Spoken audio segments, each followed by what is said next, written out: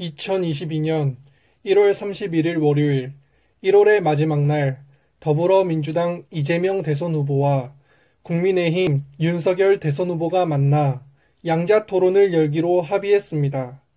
따라서 지난 안철수 국민의당 의원이 낸 거대 양당의 양자 토론 방송 금지 가처분 신청을 법원이 인용한 지 며칠 만에 다시 양자 토론이 성사되었습니다. 일각에서는 아직도 이해를 못하는 사람들이 많이 있습니다.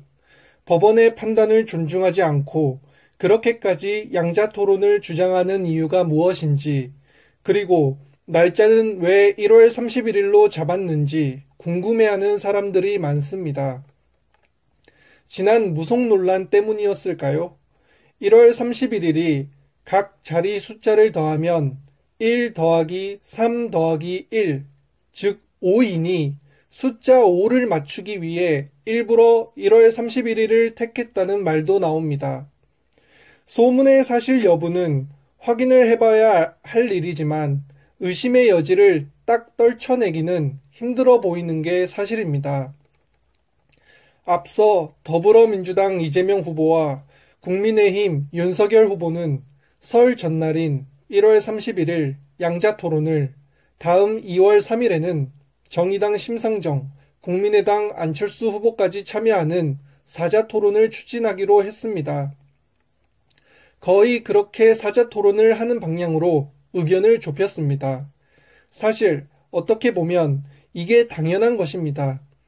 당연히 정당 대선 후보들을 모아놓고 토론을 하는 게 맞는 거지, 특정한 누구하고만 특정한 주제에 대해서만 토론을 하겠다는 건 쉬이 납득이 가지 않는 게 사실입니다. 앞에서는 국민의 알 권리를 존중하며 국민 앞에 겸허하게 자신을 드러내야 한다고 말하지만, 뒤에서는 절대 자신을 드러내려 하지 않고 국민 앞에 자신의 민낯이 드러나는 게 두려워서 회피하고 숨는 모습이 이질적으로 느껴지기까지 합니다. 사실 이러한 대선 후보들의 토론은 왜 하는 것일까요? 그것은 바로 자신의 정치적인 행보, 대선 공약, 다양한 분야에 대한 식견과 철학, 입증할 수 있는 본인의 능력과 역량을 국민들 앞에 토론으로 호소함으로써 국민들을 설득시키고 동시에 지지자들을 결집시켜 유능한 후보라는 것을 보여주면서 또한 국민들에게 신뢰감과 안정감을 주어 선거를 치르는 데 있어 가질 수 있는 고민을 줄여줄 수 있는 하나의 좋은 방법이 될 수 있기 때문입니다. 그래서 어느 후보는 이 토론을 자신의 논란과 관련해서 오해를 풀 수 있는 기회로 삼기도 하고, 다른 후보는 자신의 지지율을 더 견고히 하기 위해 특정 공약과 행보를 발표하며 지지세를 더 결집시키고, 그럼으로써 토론을 이용하기도 합니다. 그만큼 대선 후보 토론이 가지는 의미는 매우 큽니다. 말 하나도 제대로 못하는 후보, 어느 분야 하나 제대로 아는 게 없는 후보, 특정한 현안에 대해 자신만의 정치적 철학이 없는 후보를 토론에서 보고 있으면 유권자의 마음도 떠날 것입니다.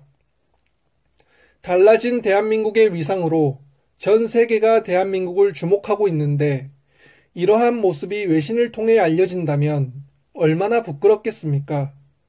그래서 국민들은 말합니다. 기본은 해야 한다고. 말 주변이 없고 토론을 잘 못하고 버벅거리고 하는 것은 둘째 문제고, 적어도 내가 생각하는 것, 내가 옳다고 느끼는 것에 대해 논리적으로 이야기할 수 있는 능력은 기본적으로 갖춰야 한다고 말입니다.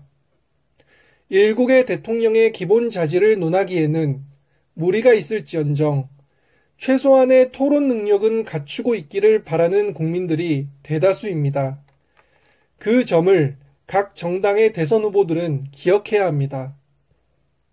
역대 대선 후보들의 토론 횟수가 화제입니다. IMF 전국에서 치러진 김대중 대통령이 당선되는 1997년 대선에서는 60회의 토론을 진행했으며, 2002년 노무현 정부가 탄생하는 대선에서는 약 86회를 진행하였습니다. 이후 이명박 대통령이 당선되는 2007년 대선에서는 대선 후보 토론 횟수가 47회로 2002년과 비교해서 거의 절반으로 떨어지는 걸 확인할 수 있으며 박근혜 대통령이 부임하는 2012년 대선에서는 15회로 그 수치가 직전 토론 횟수 47회의 3분의 1에 해당하는 횟수로서 그 수치가 훅 떨어지는 걸 알 수 있습니다. 2017년 대선에서는 아무래도 탄핵 정국으로서 어지러웠던 나라의 사정을 감안해서 얼마 안 되는 시기에 그래도 17회라는 대선 후보 토론 횟수를 기록하였습니다. 이번 대선은 과연 토론을 몇 번을 진행할까요? 법정으로 정해진 토론 횟수는 3번입니다. 최소 대선 후보 토론을 3번은 반드시 해야 한다는 의미입니다. 참, 토론 한번 보기가 이렇게 힘듭니다. 모든 공무원과 국회의원, 기업인 등 공직 인사들이 기피하는 청문회와 국정감사도 이 정도는 아니지 않을까 하는 생각이 듭니다.